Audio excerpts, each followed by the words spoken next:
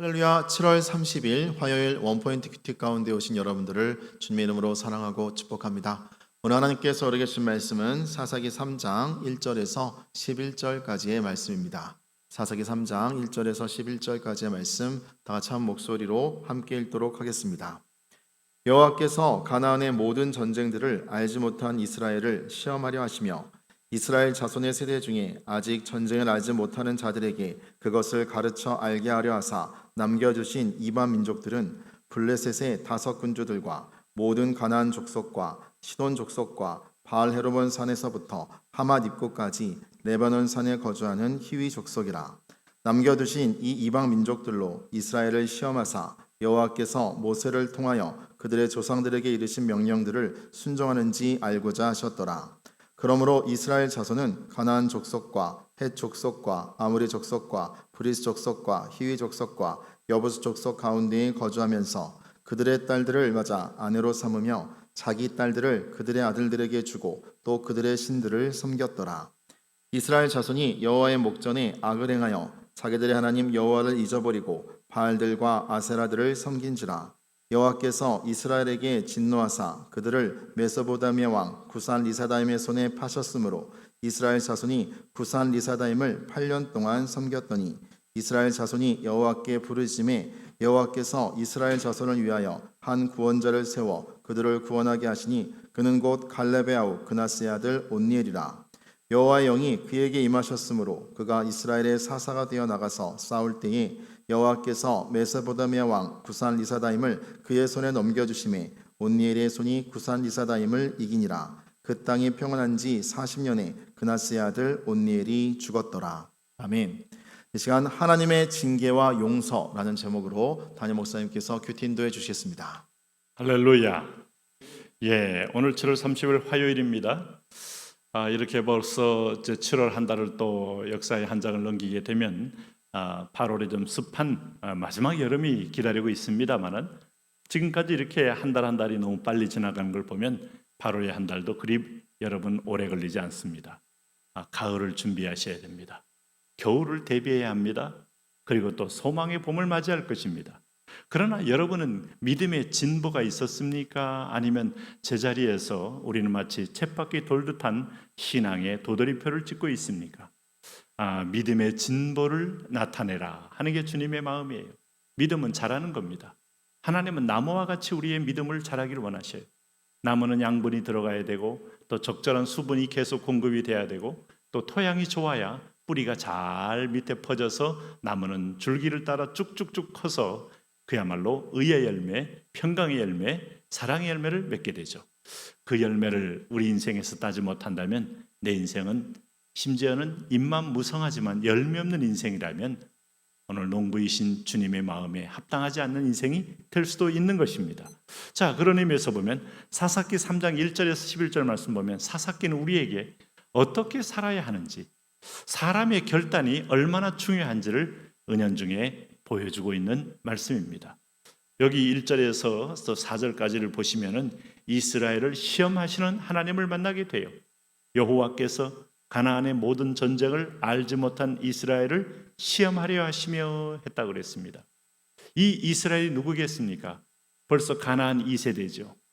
광야에서 1세대가 죽고 난 다음에 전쟁을 모르던 2세대가 들어와서 이들은 그야말로 여호수아의 전쟁을 참여했던 분들 세대마저도 떠나간 이후의 세대들, 이렇게 볼 수 있어요. 그러니까 이들은 하나님과 함께 중과보적이고 물량 싸움이 아니고 믿음 싸움이었다는 그 사실을 잘 모르는 세대입니다. 갈렙 잘 알겠습니까? 전설적인 인물로만 기억하겠죠.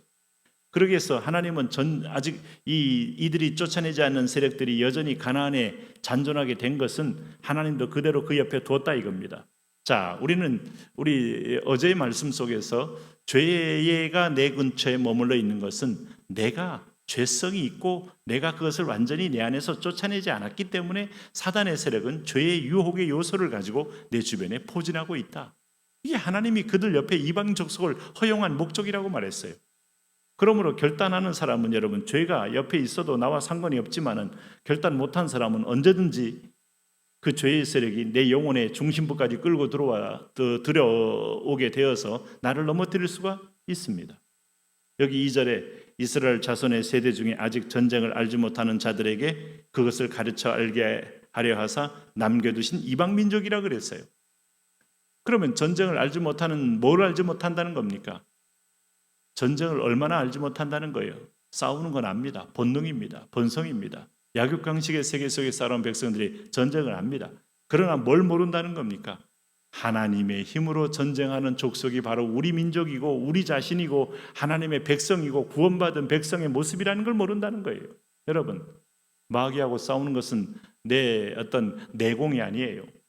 뭐 기도를 길게 하고 뭐 우리가 굉장히 교회에서 훈련이 돼서 늘 이기는 것, 본질은 그게 아니잖아요. 하나님이 함께 하니까 이기는 거 아니겠습니까?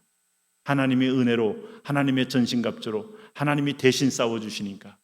그래서 여기서 중요한 것은 믿음입니다.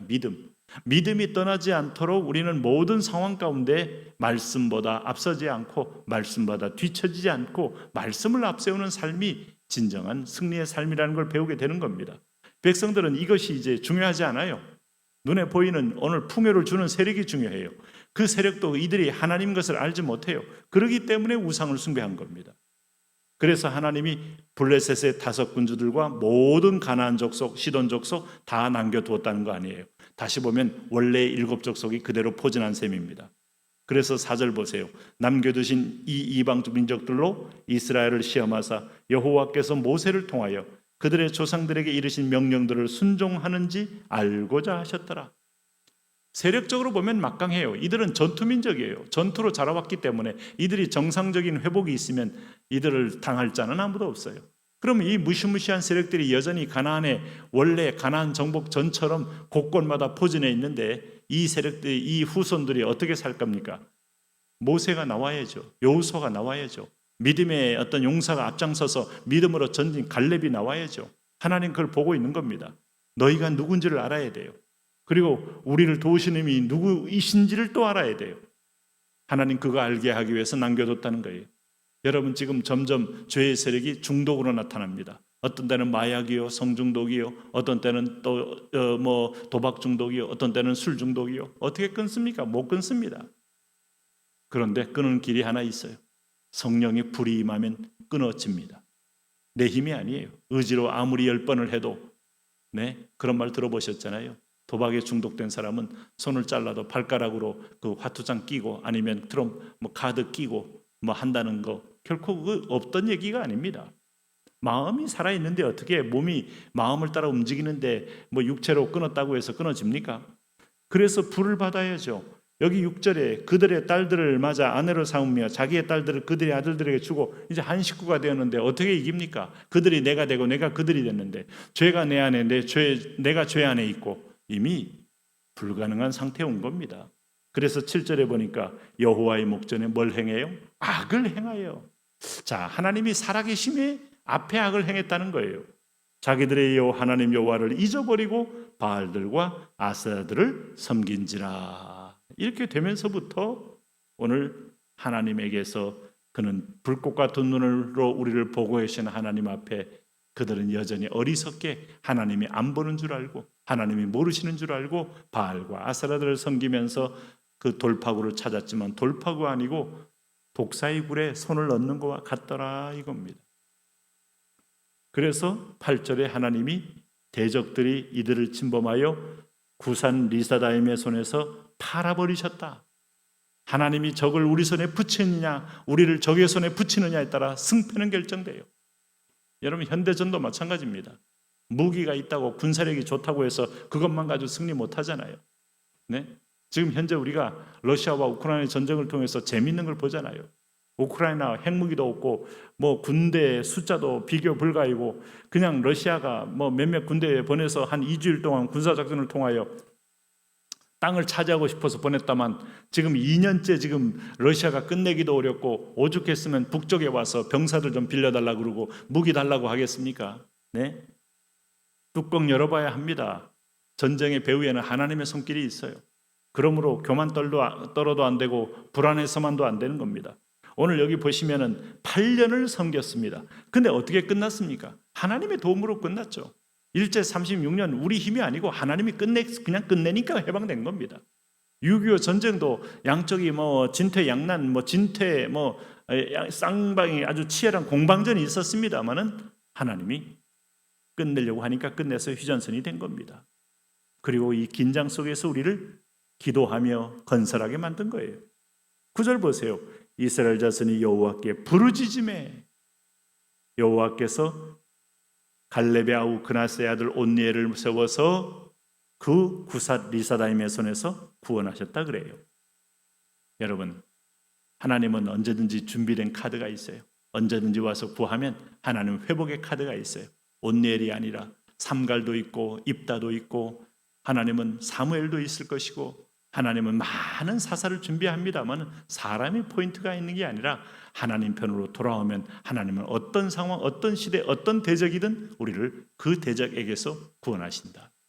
오늘 여러분 이 승리의 비결은 의외로 매우 간단합니다. 돌이키고 회개하고 결단하면 하나님은 여전히 우리와 함께 하시는 눈을 여러분 보게 될 것입니다. 하나님 주님과 동행하고 우리가 그 결단으로 승리하게 하여 주옵소서. 예수님 이름으로 기도합니다. 아멘.